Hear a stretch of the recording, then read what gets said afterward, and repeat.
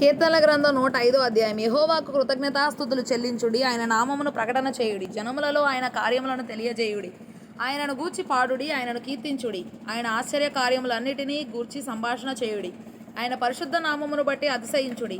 యెహోవాను వెదకువారు హృదయమందు సంతోషించుదురుగాక. యెహోవాను వెదకుడి, ఆయన బలమును వెదకుడి, ఆయన సన్నిధిని నిత్యము వెదకుడి. ఆయన దాసుడైన అబ్రాహాము వంశస్థులారా, ఆయన ఏర్పరచుకొనిన యాకోబు సంతతి వారలారా, ఆయన చేసిన ఆశ్చర్య కార్యములను జ్ఞాపకము చేసుకొనుడి.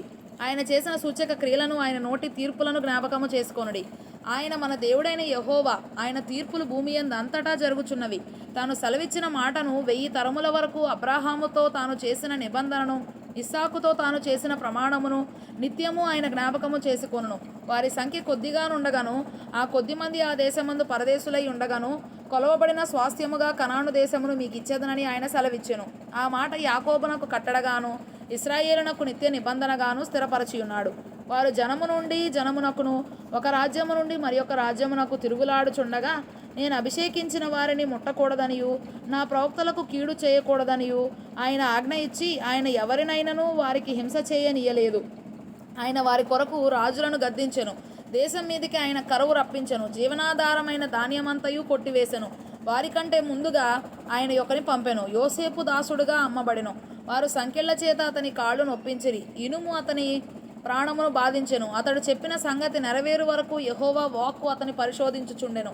రాజు వర్తమానం పంపి అతని విడిపించెను. ప్రజలను ఏలిన వాడు అతని విడుదల చేసెను. ఇష్టప్రకారము అతడు తన అధిపతులను ఏలుటకును, తన పెద్దలకు బుద్ధి చెప్పుటకును, తన ఇంటికి యజమానునిగాను, తన యావదాస్తి మీది అధికారిగాను అతని నియమించెను. ఇశ్రాయేలు ఐగుప్తులోనికి వచ్చెను. యాకోబు హాము దేశమందు పరదేశిగా నుండెను. ఆయన తన ప్రజలకు బహు సంతానాభివృద్ధి కలుగజేసెను. వారి విరోధుల కంటే వారికి అధిక బలము దయచేసెను.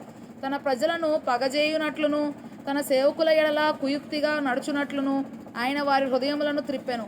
ఆయన తన సేవకుడైన మోషేను, తాను ఏర్పరచుకొనిన అహరోనును పంపెను. వారు ఐగుప్తీయుల మధ్యను ఆయన సూచక క్రియలను, హాము దేశములో మహత్కార్యములను జరిగించిరి.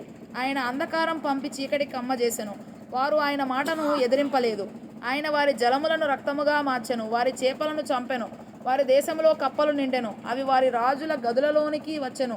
ఆయన ఆజ్ఞయ్యగా జోరీగలు పుట్టెను. వారి ప్రాంతములన్నిటిలోనికి దోమలు వచ్చెను. ఆయన వారి మీద వడగండ్ల వాన కురిపించెను. వారి దేశంలో అగ్ని జ్వాలలు పుట్టించెను. వారి ద్రాక్ష తీగలను, వారి అంజూరపు చెట్లను పడగొట్టెను. వారి ప్రాంతముల యందలి వృక్షములను విరగొట్టెను. ఆయన ఆజ్ఞయ్యగా పెద్ద మిడతలను, లెక్కలేని చీడ పురుగులను వచ్చెను. అవి వారి దేశపు కూర చెట్లన్నిటినీ, వారి భూమి పంటలను తినివేసెను. వారి దేశమందలి సమస్త జ్యేష్ఠులను, వారి ప్రథమ సంతానమును ఆయన హతము చేసెను. అక్కడ నుండి తన జనులను వెండి బంగారములతో ఆయన రప్పించెను. వారి గోత్రములలో నిస్సత్తువ చేత తొట్రిల్లు వాడొక్కడైనను లేకపోయెను. వారి వలన ఐగుప్తీయులకు భయము పుట్టెను. వారు బయలు వెళ్ళినప్పుడు ఐగుప్తీయులు సంతోషించిరి. వారికి చాటుగా నుండుటకై ఆయన మేఘమును కల్పించెను. రాత్రి వెలుగిచ్చుటకై అగ్నిని కలుగజేసెను. వారు మనవి చేయగా ఆయన పూరేళ్లను రప్పించెను. ఆకాశంలో నుండి ఆహారమునిచ్చి వారిని తృప్తిపరచెను. బండను చీల్చగా నీళ్లు ఊబికి వచ్చెను. ఎడారులలో అవి ఏరులై పారెను. ఏలయనగా ఆయన తన పరిశుద్ధ వాగ్దానమును తన సేవకుడైన అబ్రాహామును జ్ఞాపకము చేసుకొని, ఆయన తన ప్రజలను సంతోషముతోనూ, తాను ఏర్పరచుకొనిన వారిని ఉత్సాహ ధ్వనితోనూ వెలుపలికి రప్పించెను. వారు తన కట్టడలను గైకొనున్నట్లును, తన ధర్మశాస్త్ర విధులను ఆచరించునట్లును అన్యజనుల భూములను ఆయన వారికి అప్పగించెను. జనముల కష్టార్జితమును వారు స్వాధీనపరచుకొనిరి. యెహోవాను